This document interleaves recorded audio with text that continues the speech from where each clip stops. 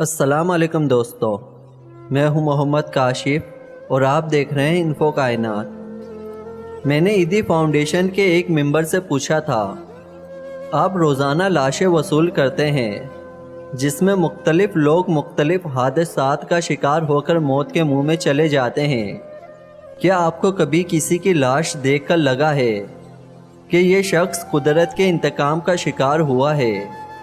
میری بات سن کر سامنے بیٹی معزز شخصیت کچھ اور سنجیدہ ہو کر بولی، بہت بار ایسا ہوا ہے۔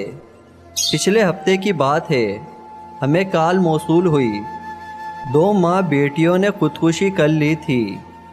ہم لوگ فوراً موقع پر پہنچے، قانونی کارروائی کے بعد لاشیں تحویل میں لے کر ان کو غسل دیا، کفن دفن کا انتظام کیا اور محلے والوں کی مدد سے جنازے کے بعد ان کی تدفین کر دی گئی۔ بعد میں ان کی موت کی وجہ معلوم ہوئی کہ وہ دونوں ماں بیٹیاں ہی اس دنیا میں رہ گئی تھی۔ ان کے گھر کے کفیل بیٹا اور شوہر کراچی کی ایک سیاسی جماعت کو بھتہ نہ دینے کے جرم میں عبرتناک موت مر چکے تھے۔ جب کسی مرد کا سہارا نہ بچا تو دونوں ماں بیٹیوں نے خود رزق کی تلاش میں نکلنے کا فیصلہ کیا اور لوگوں کے گھروں میں کام کرنے لگی۔ یوں ان کی گزر بسر ہو جاتی، کبھی گھر کا کرایہ ادا ہو جاتا اور کبھی ان کی کمائی سے مہینے کا راشن آ جاتا۔ وہ جیسے تیسے مالک کی رضا میں راضی ہو کر زندگی گزارنے لگی۔ پھر اچانک سے ایک نئی آزمائش آن پہنچی۔ ماں کو کرنٹ لگا، جس کے جھٹکے سے وہ دور جا گری۔ اس کے سر میں دماغ کے قریب موجود ہڈی کو چوٹ پہنچی اور ساتھ ہی ٹانگ بھی ٹوٹ گئی۔ اب بیچاری لڑکی جن گھروں میں کام کرتی تھی، ان گھروں سے تھوڑا تھوڑا کر کے قرض پکڑا اور اپنی والدہ کا علاج کروانے لگی۔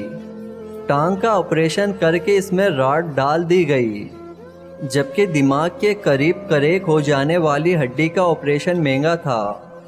آپریشن کے سوا کوئی چارہ بھی نہیں تھا، چونکہ لڑکی کے پاس اتنی گنجائش نہیں تھی کہ وہ اپنی ماں کا آپریشن کروا سکے، لہٰذا وقتی طور پر سکون آور دوائیوں اور انجیکشن کے ذریعے اپنی والدہ کی تکلیف کو کم رکھنے کی ہر ممکن کوشش کی، یہاں تک کہ اس کی والدہ کی ٹانگ مکمل ٹھیک ہو گئی۔ والدہ کی ٹانگ ٹھیک ہو جانے کے بعد اس نے سود پر 2 لاکھ روپے لیے اور والدہ کے سر کا آپریشن کروانے کا فیصلہ کر لیا۔ وہ اپنی والدہ کے ساتھ بنا 2 لاکھ روپے نقد ہسپتال لے جانے کے لیے نکلی تو 3 ڈاکوؤں نے اسے لوٹنے کی کوشش کی۔ اس نے شدید مزاحمت کی تو اس لڑکی کو ماں کے سامنے ہی زیادتی کا نشانہ بنایا گیا۔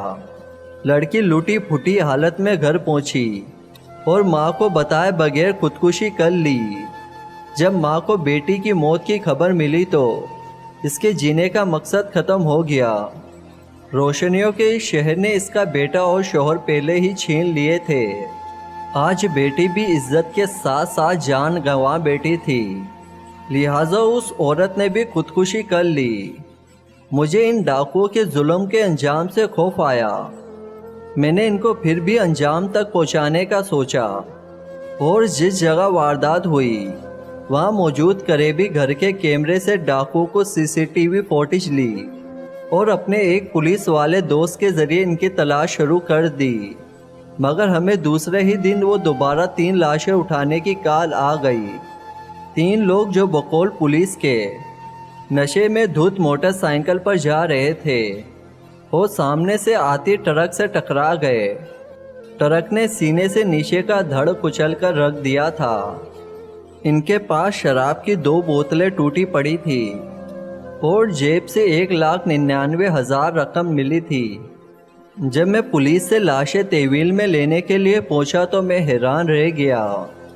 وہ تینوں لوگ وہی ڈاکو تھے جنہوں نے گزرے ہوئے کل میں ایک یتیم لڑکی کو بے آبرو کر کے اس سے 2 لاکھ روپے چھین لیے تھے، اور یہ 2 لاکھ روپے ان کے کسی کام نہ آئے تھے۔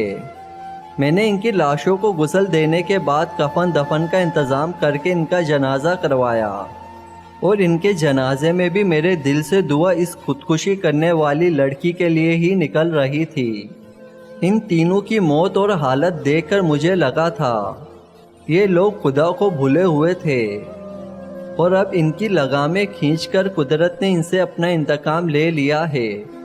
امید کرتا ہوں کہ آپ کو یہ میری ویڈیو پسند آئی ہوگی، تو پلیز اس ویڈیو کو لائک کریں، اپنے دوستوں میں شیئر کریں اور میرے چینل کو ضرور سبسکرائب کریں۔